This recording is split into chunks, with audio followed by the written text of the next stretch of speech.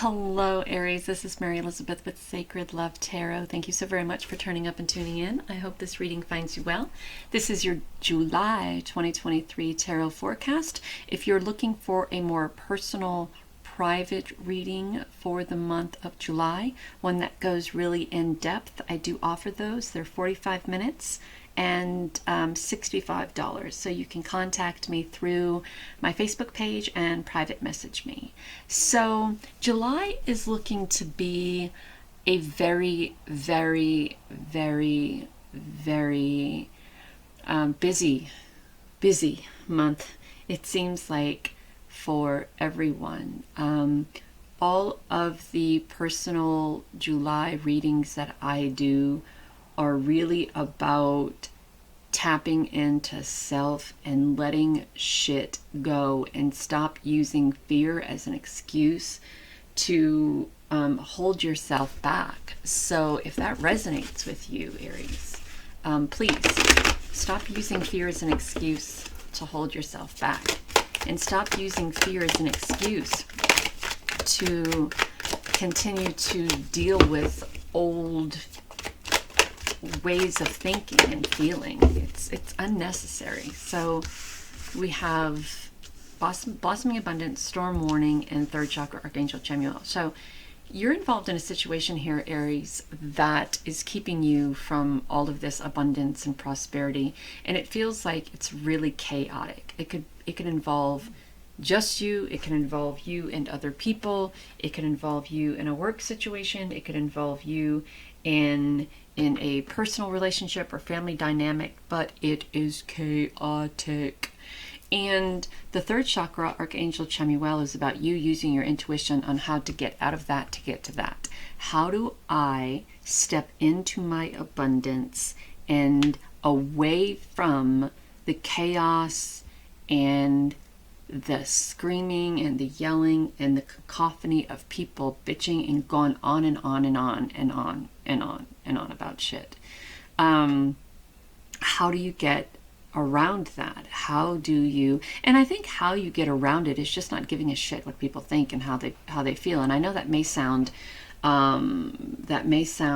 crass, it may sound mean, but it isn't our responsibility and obligation to coddle people and their chaos and their bullshit whenever they want to project all of that onto us, because we have other things to do, kind of like living our lives, and stepping into our own power and moving toward our own abundance and prosperity. So there's a lot of shit on our plate, and we most certainly don't need any more shit from anybody else. So how you get from that storm warning to the blossoming abundance is stop coddling other people. Stop offering up that shoulder every single time that this person or these people or this partner has a fucking problem. There's a thing with accountability here, dealing with your own shit.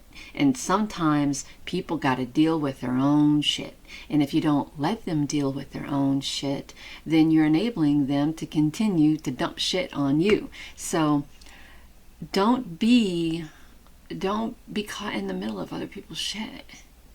Right? The storm warning isn't yours to calm down. It's not yours to direct. This is you. That's you. That has nothing to do with you. So stop making excuses for people. Stop coddling people. Stop allowing people to project their chaos onto you. Intuition says go for the blossoming abundance. Intuition says use your wisdom. Intuition says be open to the abundance around you and stop making excuses for other people. Now's the time to let those other people deal with their own bullshit. You're no longer the middleman. You are no longer all the way down here trying to find ways of getting all the way over here without. You got to put your foot down is what I'm saying. Put your foot down and say, you know what, not my problem anymore. You got to deal with your own shit. That's what you got to say. You got to deal with your own shit. Your shit is no longer my problem. So let's see what your tarot cards say.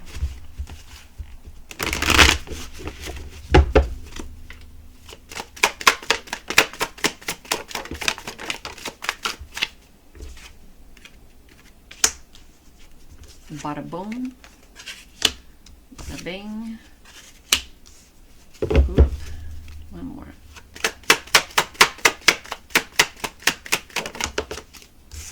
And ba-dum. All right, which this is abundance as well, so that's good. The Hermit is taking some time for self.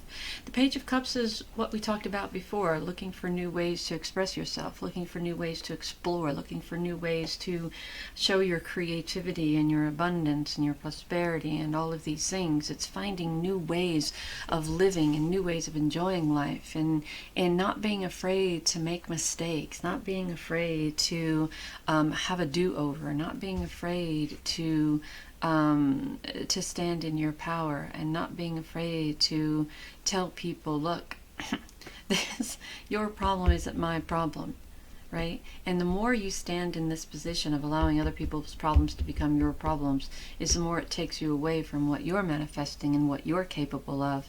And the Emperor is standing in that power and looking toward that Page of Cups and going, okay, let's find some ways to get ourselves built up enough so we have this desire to move into our own abundance and possibilities and opportunities and wisdom, right?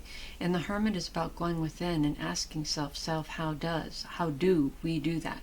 How do we distance ourselves from people and their problems, and let those people know that it is time to take accountability for self? How do we step into this new way of, or finding new ways of expressing ourselves, finding new ways of becoming balanced and stable, finding new ways of experimenting with manifesting our wants, needs, and desires, and finding new ways of standing in our power and doing what we have to do for us without allowing other people to interfere. And I think what the Nine of Cups is saying is that you have to have enough love for yourself, right? Enough compassion for yourself, enough emotional stability and balance for yourself to step into these new creative ways of expressing your individuality, or experimenting with expressing your individuality without allowing other people to project their unhappiness all over that, if that makes sense. Because the Hermit is looking toward the future. The Hermit is looking toward success. The Hermit and the Nine of Cups is looking toward the future and looking toward success. And the Emperor is looking back at the Page of Cups and saying to you, okay, so what have we decided? What have we come up with? What are we fighting for? What are we trying to manifest? What seeds are you planting here? So I can help achieve this opportunity. I can help with the setting of the roots of this, and the being grounded, and the being more stable and balanced in where we stand with where we are in our present moment and our future. So I kind of feel that there are some decisions that you have to make, Aries, in the month of July. And this is about being open to, now we have stability and balance, but we're still a little bit closed off. We're still a little bit uncertain if it is the wise choice to find new ways to express ourselves and find new ways to be creative and find new ways of exploration, which in return is finding new things about self, right? And the Judgment has you rising up out of the fire like a phoenix.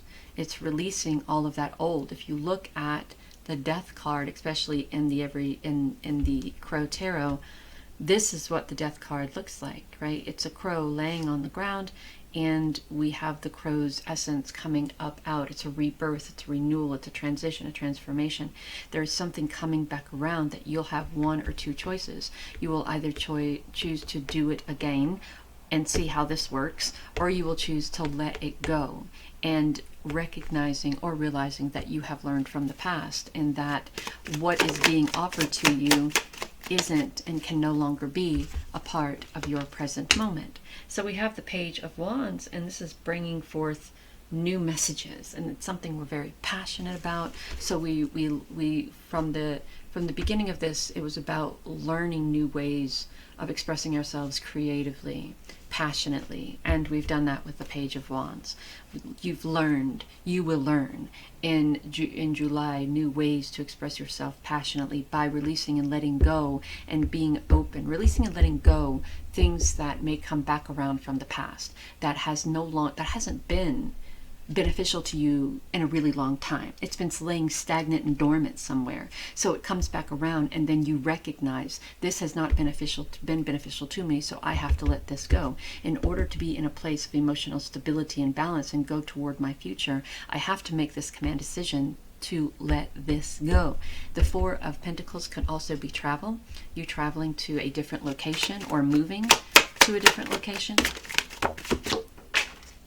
So we have the Three of Pentacles, which is a conversation or a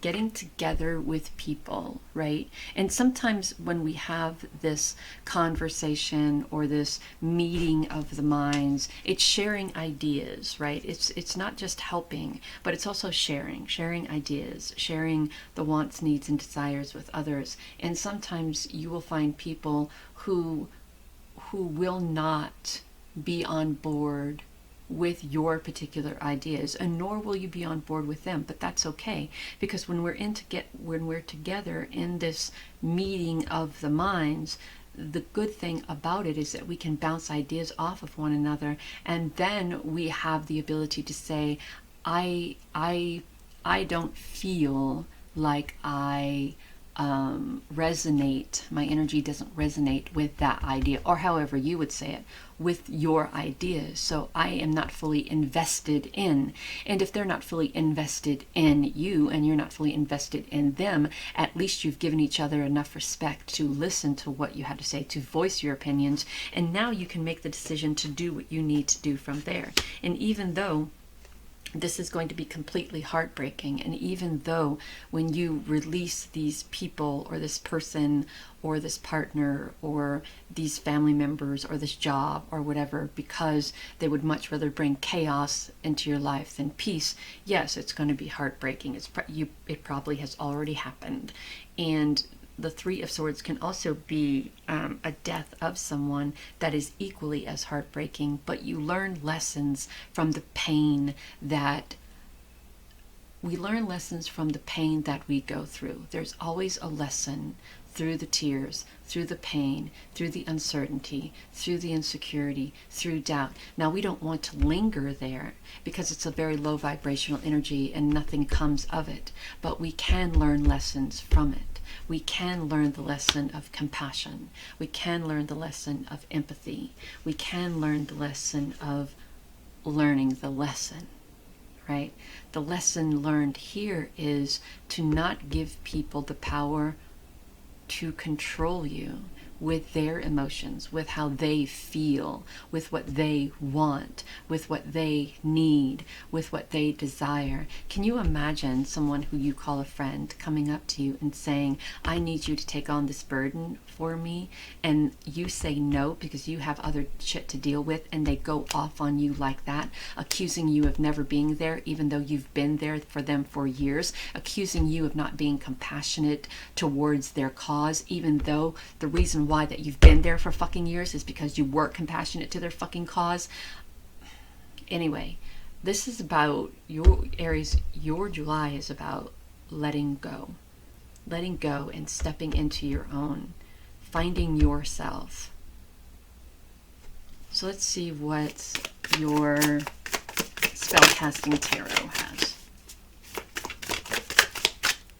Okay, so the first card is life purpose.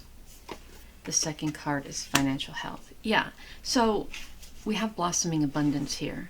we have the storm warning in the middle, and we have using your intuition all the way over there.